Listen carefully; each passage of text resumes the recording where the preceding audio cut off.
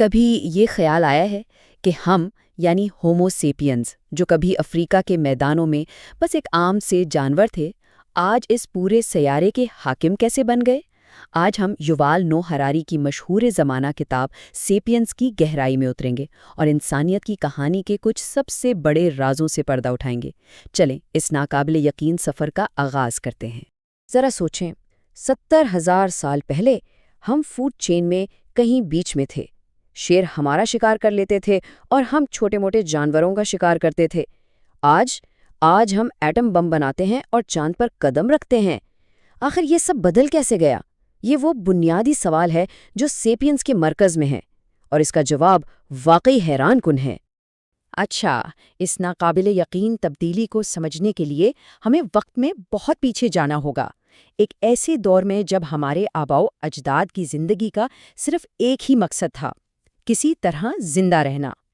یہ تصور کرنا بھی مشکل ہے کہ لاکھوں سال تک ہمارے پرکھوں کی ماحولیاتی حیثیت ایک جیلی فش یا گوریلے سے زیادہ نہیں تھی۔ وہ بس ماحول کا ایک چھوٹا سا غیر اہم حصہ تھے۔ کوئی سوچ بھی نہیں سکتا تھا کہ یہی مخلوق ایک دن پورے سیارے کی تقدیر کا فیصلہ کرے گی۔ ہراری کے مطابق ہماری کہانی میں 3 بڑے موڑ آئے، 3 انقلابات۔ پہلا تھا علمی انقلاب، جس نے ہمیں تخیل کی زبردست طاقت دی۔ دوسرا زرعی انقلاب، جس نے ہمیں ایک جگہ پر ٹکا دیا۔ اور تیسرا سائنسی انقلاب، جس نے ہمیں دیوتاؤں جیسی طاقت دے دی۔ چلیں ان کو ایک ایک کر کے سمجھتے ہیں۔ ہماری کامیابی کا راز آخر تھا کیا؟ کیا ہم انفرادی طور پر بہت طاقتور تھے؟ نہیں، بالکل نہیں۔ ایک چمپینزی ایک انسان کو آرام سے چیر پھاڑ سکتا ہے، لیکن کمال کی بات یہ ہے کہ اگر 1,00,000 چمپینزی اکٹھے ہو جائیں تو وہاں افراتفری کے سوا کچھ نہیں ہوگا، جبکہ 1,00,000 انسان مل کر شہر، قومیں اور یہاں تک کہ عالمی تجارتی نظام تک بنا سکتے ہیں۔ ہماری اصل طاقت ہے ہی بڑے پیمانے پر مل کر کام کرنے کی یہ منفرد صلاحیت۔ لیکن سوال یہ ہے کہ لاکھوں اجنبی ایک دوسرے پر بھروسہ کیسے کر سکتے ہیں؟ یہیں پر سیپینز کی سب سے بڑی اور سب سے چونکا دینے والی بات سامنے آتی ہے، ہماری خفیہ سپر پاور۔ اور وہ سپر پاور ہے فکشن، یعنی کہانیاں، ایسی چیزیں جو حقیقت میں وجود نہیں رکھتیں، لیکن ہم سب ان پر ایسے یقین کرتے ہیں جیسے وہ ہوں۔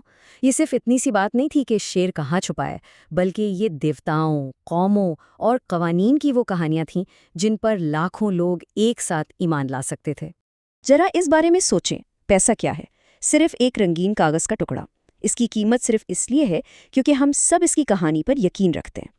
گوگل یا کوئی بھی بڑی کمپنی کیا ہے؟ یہ کوئی عمارت تو نہیں، یہ تو بس ایک قانونی خیال ہے۔ خدا، انسانی حقوق، قومیں، یہ سب ہماری بنائی ہوئی مشترکہ کہانیاں ہیں، اور یہی کہانیاں ہماری پوری تہذیب کی بنیاد ہیں۔ جیسا کہ ہراری خود کہتے ہیں، ہماری دنیا پر حکمرانی کی وجہ صرف یہ ہے کہ ہم سب سے بہترین کہانی گو ہیں۔ ہماری پوری دنیا ان کہانیوں کے ایک جال پر کھڑی ہے جو ہم نے خود ہی بنی ہے۔ اب آتے ہیں انسانی تاریخ کے شاید سب سے بڑے دھوکے پر، زرعی انقلاب۔ ہمیں تو ہمیشہ یہی سکھایا گیا کہ یہ ترقی کی طرف ایک بہت بڑا قدم تھا، لیکن ہراری کا کہنا ہے کہ یہ شاید ہماری تاریخ کی سب سے بڑی غلطی تھی۔ ہم نے شکار اور تلاش کی آزاد زندگی چھوڑ کر کھیتوں میں دن رات محنت کرنا شروع کر دی۔ ہاں، اس سے ہماری آبادی میں تو زبردست اضافہ ہوا، لیکن کیا ایک عام انسان کی زندگی بہتر ہوئی؟ ذرا یہ موازنہ دیکھیں۔ شکاری طرح طرح کی چیزیں کھاتے تھے، کم گھنٹے کام کرتے تھے اور زیادہ صحت مند تھے۔ دوسری طرف کسان صبح سے شام تک ایک ہی فصل جیسے گندم کے لیے پسینہ بہاتے۔ ان کی خوراک غیر متوازن تھی اور وہ بیماریوں اور قحط کا بھی زیادہ شکار تھے۔ ہراری تو یہاں تک کہتے ہیں کہ ہم نے گندم کو نہیں پالا، بلکہ گندم نے ہمیں اپنا غلام بنا لیا۔ ہماری نسل تو آگے بڑھی، لیکن ایک فرد کی زندگی بہت مشکل ہو گئی۔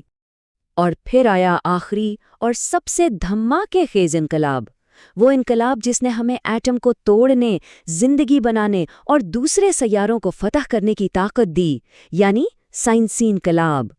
اس انقلاب کا ایندھن کوئی نئی دریافت نہیں تھی، بلکہ ایک بہت ہی سادہ سا اعتراف تھا، ہمیں نہیں معلوم۔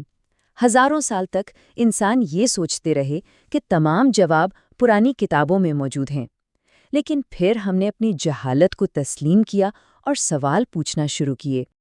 اور صرف پچھلے 500 سالوں میں اس ایک چھوٹے سے خیال نے ہمیں وہ طاقتیں دے دیں جو کبھی صرف دیوتاؤں کے پاس ہوا کرتی تھیں۔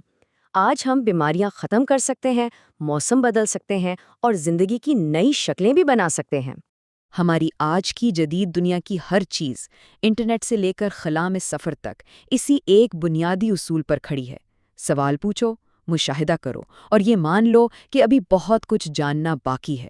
تو ہم ایک غیر اہم بندر سے سیارے کے دیوتا بن گئے۔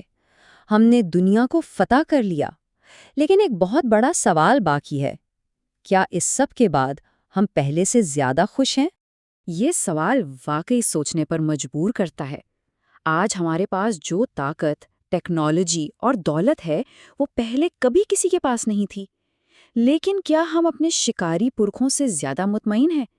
وہ لوگ جو اپنے قبیلے کے ساتھ آگ کے گرد بیٹھتے تھے، فطرت کے قریب تھے اور جن کے پاس کھونے کو زیادہ کچھ نہیں تھا۔ اور سیپینز ہمیں اسی سوال کے ساتھ چھوڑ جاتی ہے۔ ہم طاقتور دیوتا تو بن گئے ہیں، لیکن ہمارے دل اب بھی پتھر کے زمانے کے ہیں۔ ہم نے دنیا کو تو فتح کر لیا ہے، لیکن کیا ہم خود کو سمجھ پائے ہیں؟ ترقی کا اصل پیمانہ ہماری طاقت ہے یا ہماری خوشی؟ اس کا جواب ہم سب کو خود ہی تلاش کرنا ہے۔